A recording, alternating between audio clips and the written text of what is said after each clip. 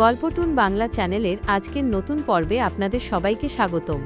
চারুলতার জীবনের নানা ঘটনা আর রোমাঞ্চকর মুহূর্তগুলো নিয়ে সাজানো হয়েছে আমাদের আজকের এই আয়োজন। এই পর্বে চারুলতার জীবনের অজানা সব অধ্যায় উন্মোচিত হতে যাচ্ছে, যা আপনাদের মুগ্ধ করবে। পুরো গল্পের প্রতিটি মুহূর্ত উপভোগ করতে ভিডিওটি না টেনে শেষ পর্যন্ত আমাদের সাথেই থাকুন। আশা করি আজকের পর্বটি আপনাদের অনেক ভালো লাগবে। চলুন তবে শুরু করা যাক। নিঃশব্দে বিছানার কাছে এগিয়ে এলো। ঘাসের পাটিতে ঘুমিয়ে থাকা ছোট্ট আদিত্যকে সে কালো ধোয়ার মতো হাত দুটো পরম শূন্যে তুলে নিল।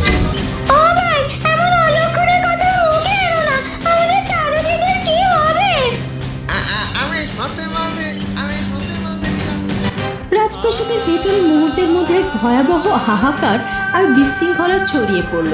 চারুলতার গগনবিদারী কান্নায় হেমরাজের রাজপ্রাসাদ, রাজপুত্র অরুণ ও চারুলতার চেনা কক্ষ। রাতের বেলা ঘরে খুব সুন্দর স্নিগ্ধ আলো জ্বলছে। ছোট্ট আদিত্য খুব শান্তিতে ঘুমোচ্ছে। রাজপুত্র অরুণ এবং চারুলতা পাশে বসে আছে। চারু, হেমরাজ্যে ফিরে আসার পর মনে হচ্ছে আমরা আবার আমাদের আসল শিকড়ে ফিরে এসেছি। এই ঘর, এই বিছানা, সবকিছু কত চেনা। হ্যাঁ রাজপুত্র, মধুপুর রাজ্য আমার বাপের বাড়ি হলেও এই হেমরাজ্য তো তোমার আসল ঠিকানা। আর কৃষকদের দেওয়া ঘাসের পাটিটা দেখুন, কত নরম আর ঠান্ডা। আদিত্য কত আরামে ঘুমোচ্ছে। ওরা আমাদের কতটা ভালোবাসে চারু। আমি তো মাঝে মাঝে ভাবি আমরা কি সত্যি ওদের এত ভালোবাসার যোগ্য? ভালোবাসা কোনো হিসাব করে হয় না রাজপুত্র। আপনি ওদের মন থেকে ভালোবেসেছেন, তাই ওরাও আপনাকে উজাড় করে ভালোবাসা দিচ্ছে।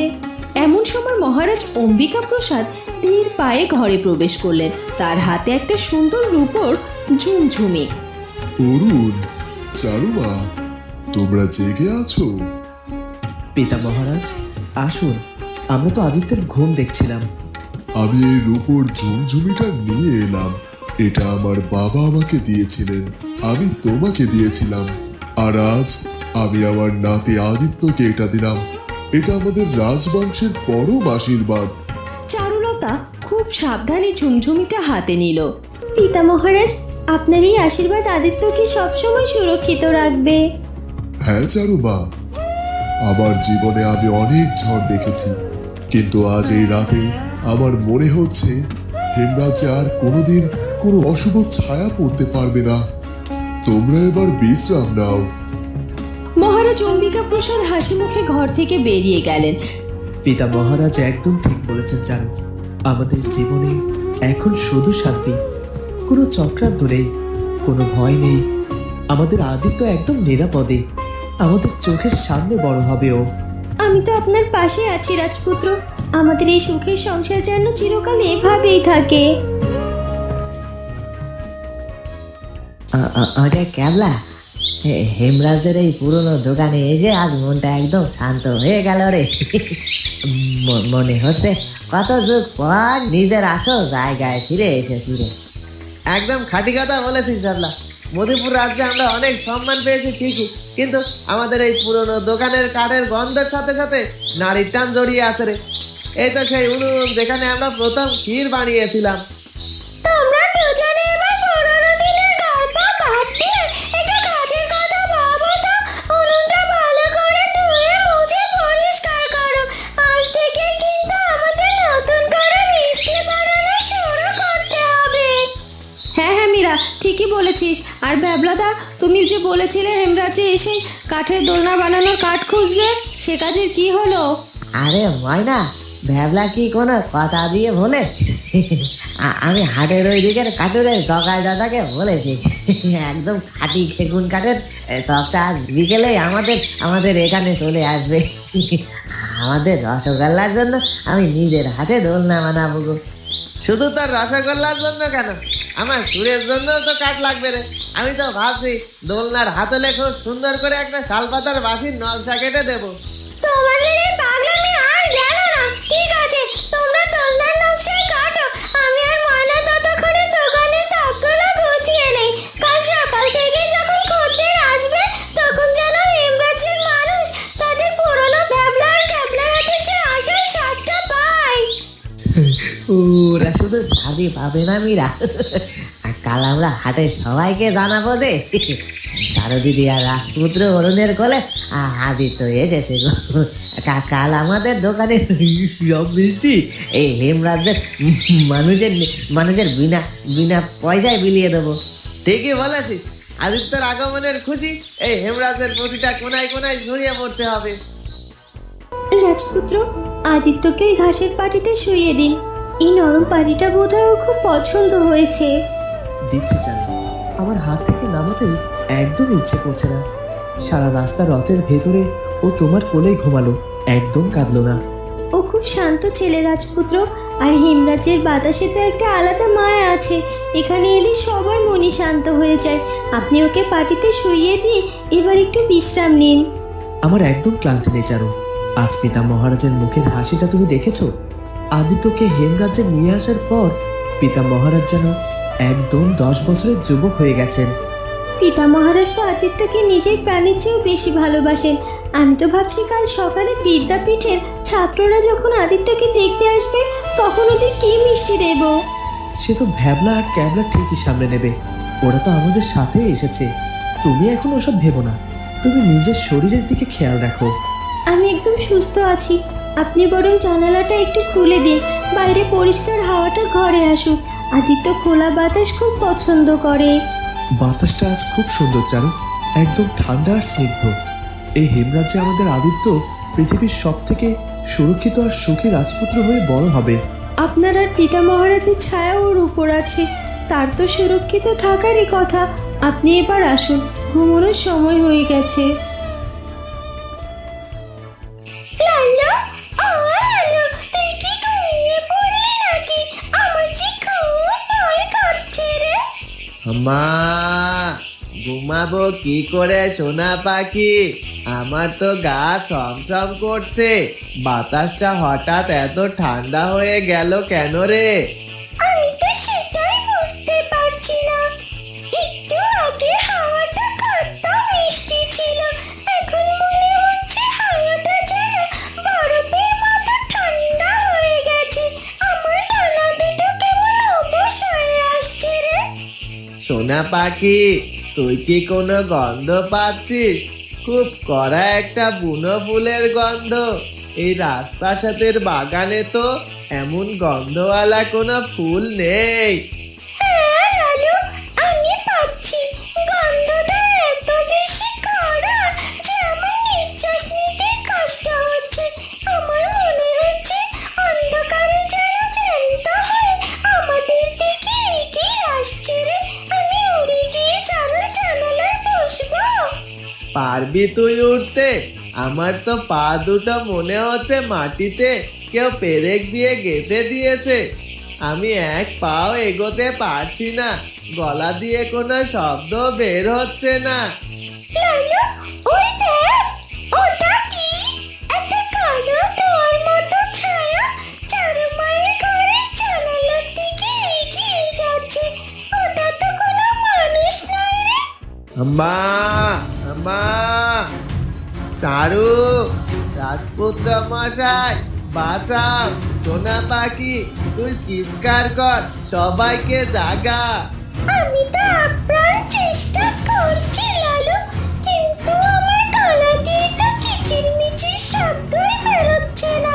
ওই ছায়াটা তো জানালার ভেতরে ঢুকিয়ে গেল। আমাদের আদিত্য তো ওই ঘরেই আছে। গভীর রাত, চারুলতার কক্ষ। অদ্ভুত এক হিমশীতল হাওয়া আর অজানা বুনো ফুলের তীব্র গন্ধে পুরো ঘর ভরে গিয়েছে। চারুলতা অস্ফুট ও জড়ানো স্বরে ঘুমের ঘোরে বিড়বিড় করছে।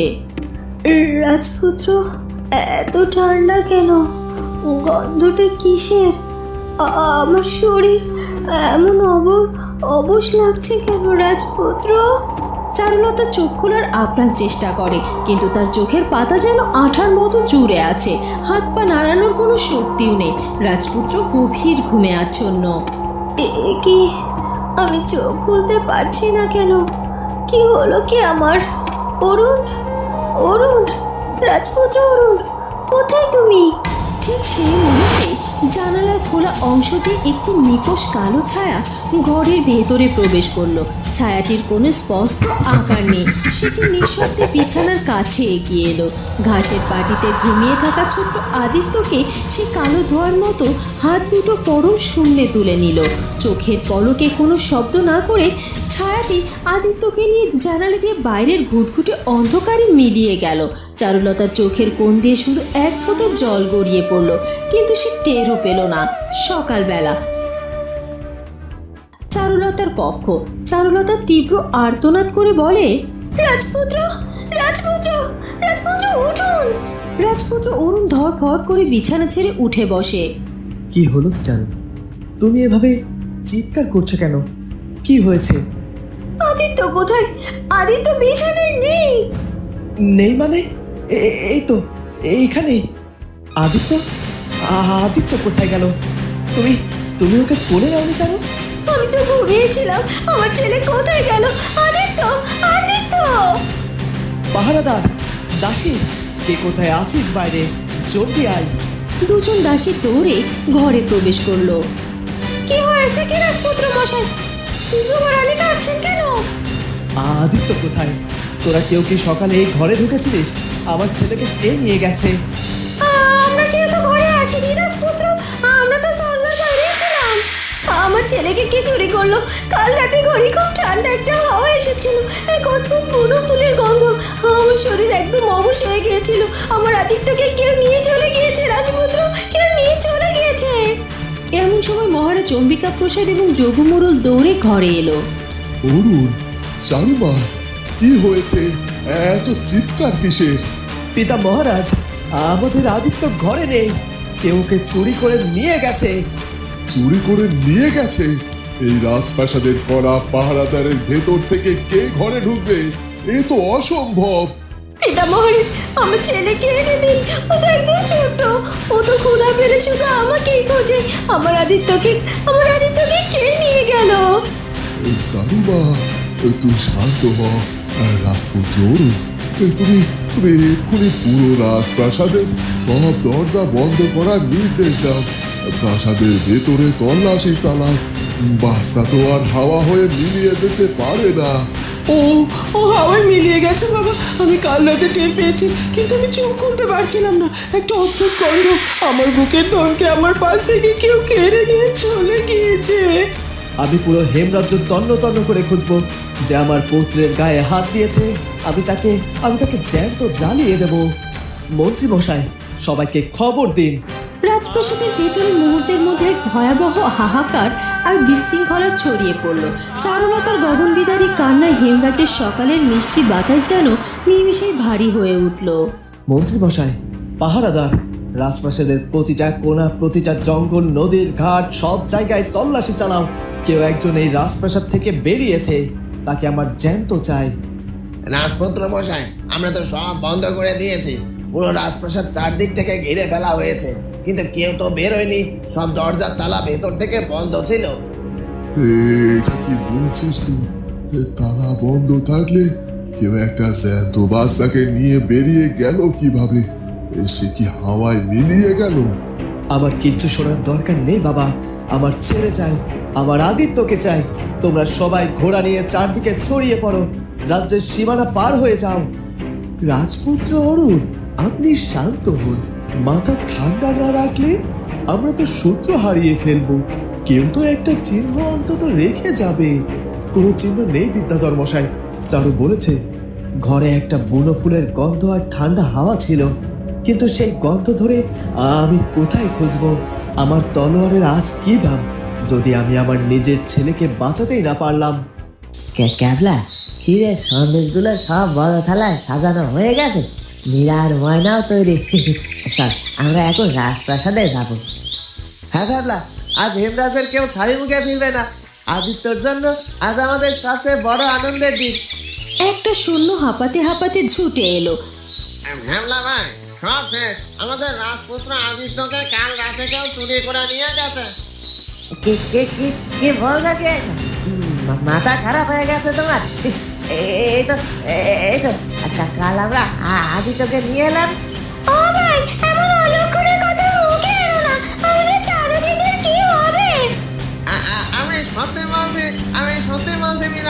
যুবরানী মা পাগলের মতো কাছেন, আর রাজপুত্র অরুণ তলোয়ার নিয়ে পুরো রাজ্যে তন্ন তন্ন করে খুঁজছেন, কিন্তু আদিত্যর কোনো খোঁজই নেই।